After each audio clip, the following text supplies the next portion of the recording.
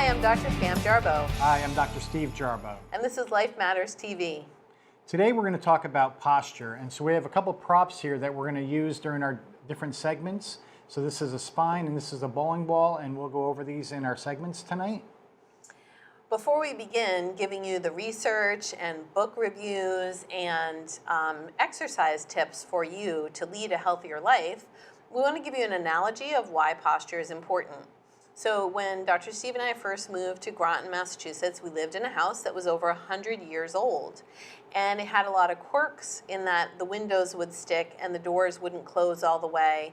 And there were a lot of gaps there.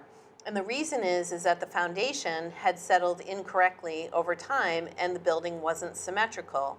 And there's a phrase we use in our chiropractic office that says, structure dictates function. One definitely leads to the other. So when the structure of our house didn't have its fullest integrity, the windows and the doors couldn't function at their optimal capacity. And the same is true for your body. Your structure is so important because it houses all your organs and it actually holds all the nerves, the 45 miles of nerves that run through your body. And so today we'd like to teach you about how to improve your structure so that you can improve your function and your overall optimal potential in life. I hope you enjoy our show.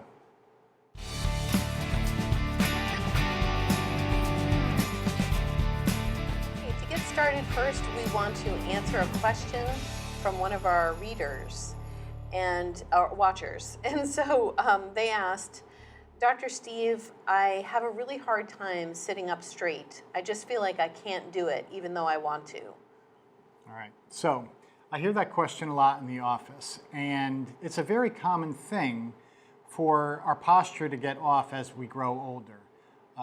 But there's a difference between something being common and something being normal. Abnormal posture is not normal. It's something that's really going to affect your overall health. So I tell the person, I'm like, first of all, I'm glad that they catch that their posture is bad, because that's part of correcting the problem, is know that there is a problem first. And the second thing is I always talk to them how important it is to have correct posture, because having correct posture is going to improve your overall health.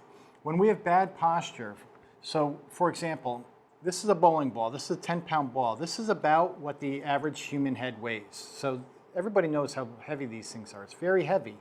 So when our head is in proper position and it's situated over our shoulders, it's easier on our neck, muscles and tendons and bones to handle that amount of weight. Just like it's easy for me to hold this ball in close to me. Now, if I were to hold this ball further and further out, it's harder and harder for me to do. It's causing more strain and pulling on the muscles of my arms and shoulders. So the same thing happens with our head and our neck. As our head moves forward, for every inch forward that our head moves, it adds approximately 30 pounds of strain to the muscles, joints, and tendons in our neck. Now that's a lot, 30 extra pounds on top of what the 10-pound ball already weighs. So when that happens, what it does is it decreases lung capacity by up to 30%. It also has a major effect on our bowel function, believe it or not. Our bowel function is not going to be moving normally when we have this added pressure to our neck. Up here in our upper neck, this is the main important part of our spine. This is our brainstem, comes down to this level. So any pressure and pulling on our brainstem here, believe it or not, has a huge impact on our lung capacity and on our bowel function. So when the head moves forward, it has all the other muscles and bones of the spine starting to become more rigid. And so that's the effect of the bad posture. So what I tell people as we're working on getting their spine corrected, so part of it is knowing that your posture is off, working on being more conscious on how you're holding your posture, and then also getting your spine corrected. There's stretching exercises that we'll go over in our next segment, and also the more you get your spine checked. So just like a cardiologist has to check your heart occasionally, having your spine corrected and checked for misalignments. So sometimes the spine gets so rigid and stuck that we can't correct the posture. And that's one of the things that people always say is that, I know my posture is off, but I can't. I feel stuck and I can't get out of that bad posture. So oftentimes getting good restorative posture exercises and getting your spine checked for misalignments and having corrections done to the spine allows your body to get back into a bit better posture with more ease. And one of the first things that patients always respond to us within the first month of care is that they feel like it's easier for them to sit up straight, stand up taller, and it's easier for them to breathe. And that's where the 30% lung capacity is coming back, because there's not so much pressure coming down on the top of their lungs and affecting the nerves that are going to control the lungs. So I hope that was some helpful tips, and we'll get on to some other questions in a moment.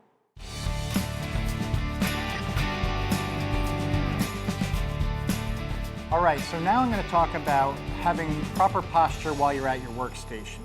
The first and most important thing is to make sure that you're actually sitting on your tailbone, on your sit bones.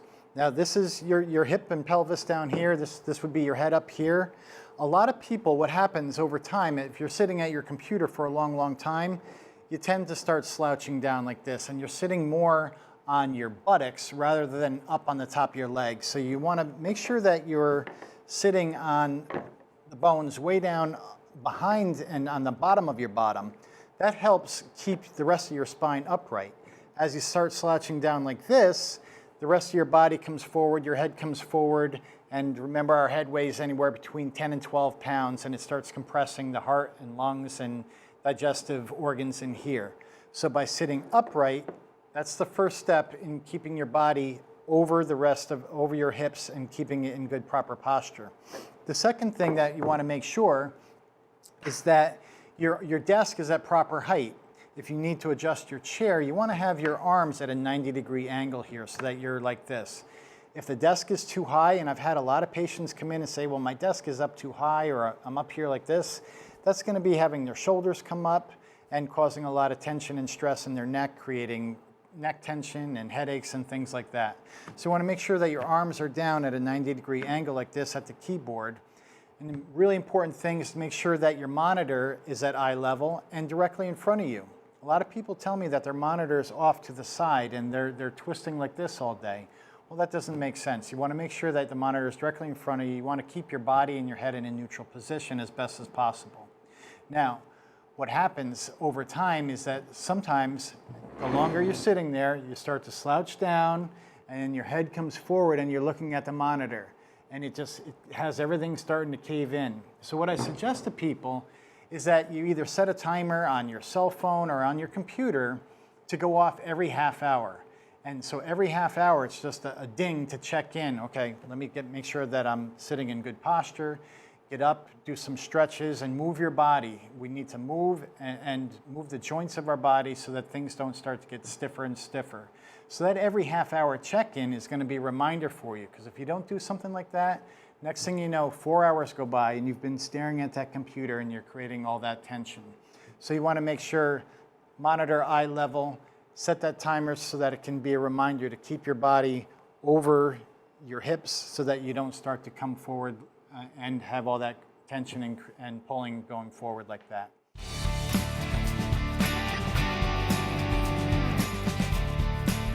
Restorative posture exercises are a great way for you to take care of your spine. So I want you to think for a moment about the life of your spine as it goes through your day. A lot of forces are acting onto your spine. If you're sitting, if you're standing, if you're having a really long day that your body wasn't built for, chemical stress, mental, emotional stress, all these things are adding pressure to your spine all day long. And a lot of times I think about it like plaque that's building up on your teeth. Well, at the end of the day, you brush your teeth in order to remove the plaque because you don't want that plaque to wear away at the integrity of your teeth. Well, it's a similar thing to our spine. As the pressure keeps building up on our spine, a lot of times our spine is actually wearing down or degenerating more quickly than it needs to. So you can take care of this pressure by doing something called a restorative posture exercise. And also the thing that I highly recommend is getting your spine checked by a chiropractor. This is one of the things that has been well researched to show that it helps with spinal integrity. But for today, I want to teach you about the restorative posture exercise as a way of brushing your spine at the end of the day to help with some of the forces. The way you can do this, a simple exercise, is to lay on your back. So this is just going to demonstrate what's going to be happening to your spine. But all day long, you're in an upright posture, And gravity is acting on your spine and kind of bearing down on you. And maybe you're sitting at work or carrying heavy things like your purse, or sitting in a crooked posture on the couch. And so at the end of the day, one of the things you can do is just lay on your back. And when you lay on your back, you are going to be allowing all of your muscles that have been pulling forward to go backwards. So for a lot of clients, they have everything that's pulling their shoulders forward because they're always going like this all day long. So when you lay on your back, you're actually opening your body in the opposite direction. So you're bringing all the muscles that were elongated and you're making them shorter as a result of lying on your back. And when you do this, you're actually going to restore the curve here in your neck and allow your head to fall backwards. And you can just sometimes maybe put a little tiny towel underneath your neck in order to support the natural curve of your neck. And you can lay in this position for about 2 to 3 minutes, maybe sometimes longer, just allowing your arms to drop by your side and let your body rest in this position, relaxing the muscles that have been working so hard all day. It's a simple exercise, but it can make a huge difference in your posture. I hope you found that helpful.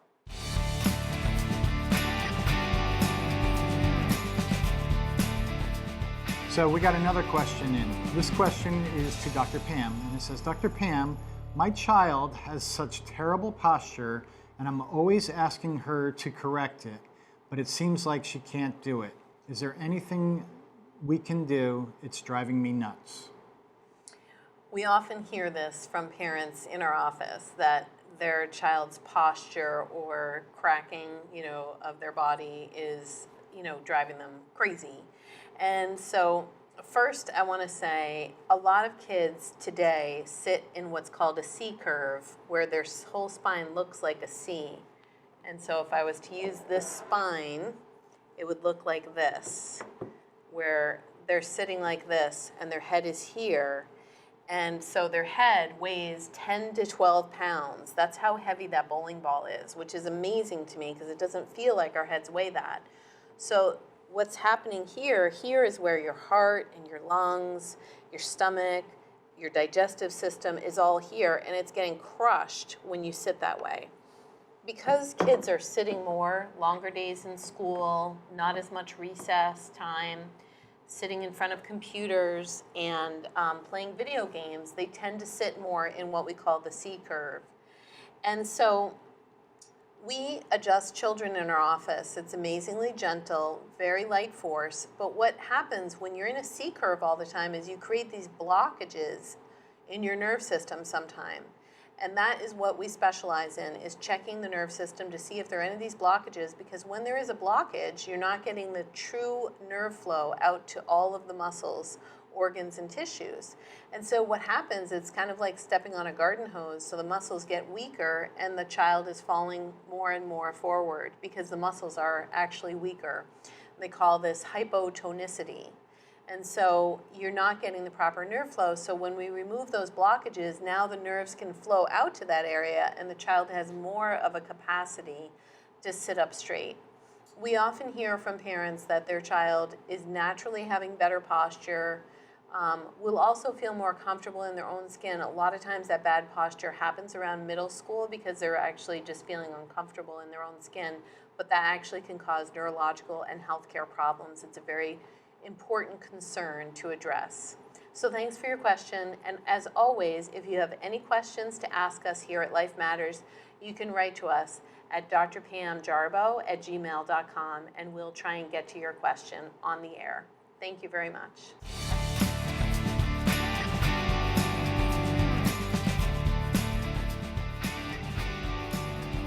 Today's book review is called The Egoscue Method. It's written by Pete Egoscue, who is a golfer who developed a method for creating more symmetry and ease in the body, basically in order to increase your performance. So what he looked at was that, let's say you are a golfer or a bowler or a person who is a corporate athlete. I use that term because a lot of us have lives that demand a lot from our bodies. We have to outperform what we did last year or the year before that. And so we always want to seek for the best ways to allow our body to do what our life is demanding or asking of us. So Pete Egoscue looked at Little things like, let's say your right foot is turning out as you're walking. You're actually creating more work for your body when you do that. And especially as a golfer, if you can improve your performance by taking those torques out of your frame, you're actually going to improve your golf game. The same could be used for runners. Anybody who does certain athletic performances would benefit from this book, but really it's a way of looking at the symmetry of a body.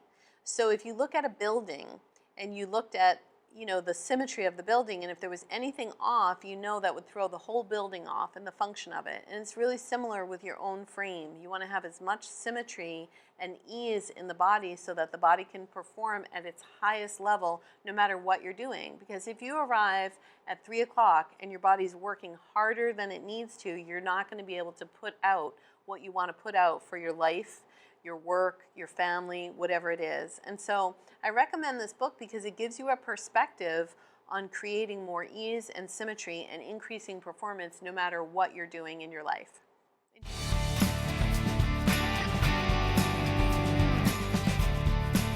In our office, we try to teach our patients as much as we can about what's happening in their body, because the more you know, the more power you have over your own health and well-being. But before I begin this segment, I just want to make a comment that I think, the spine looks like a dummy. I don't know if you ever watched Ventriloquist Act, but that's the way I feel. So say hello to the people. Anyway, so I want to teach you about spinal curves. A lot of times people are very familiar with the concept of scoliosis. And if a person has scoliosis, you're looking at their spine from behind them. This is their hips, this is their head. And what you're looking at is to see if there is a curvature of the spine, and that is going to affect your organs and your nerve flow throughout your body because it's pulling all of your nerves. But today, what I want to talk is about the curves from the side, because you're meant to have an S curve when you look at your body from the side. Your neck is supposed to come in like this, and then your thoracic spine or your chest cavity comes out like this, and then your lumbar spine goes in like this. For the purpose of this conversation, what I want to do is talk about research that is associated just with this curve, because oftentimes when people come into our office, they don't realize that their spine isn't curved at all. When we look at an x-ray, sometimes their spine is completely straight, which is called military neck, or it's reversed, which is called a reverse cervical curve. What's happening, if you look below here, is that the spinal cord is getting pulled or stretched. And that's very important because your brain stem is right in here, and all these nerves that go out are like a web, and you're pulling on that web, and you're going to alter the function and flow of those nerves. So I want to just talk to you about a little bit of research. Research studies actually show that a decrease in this curve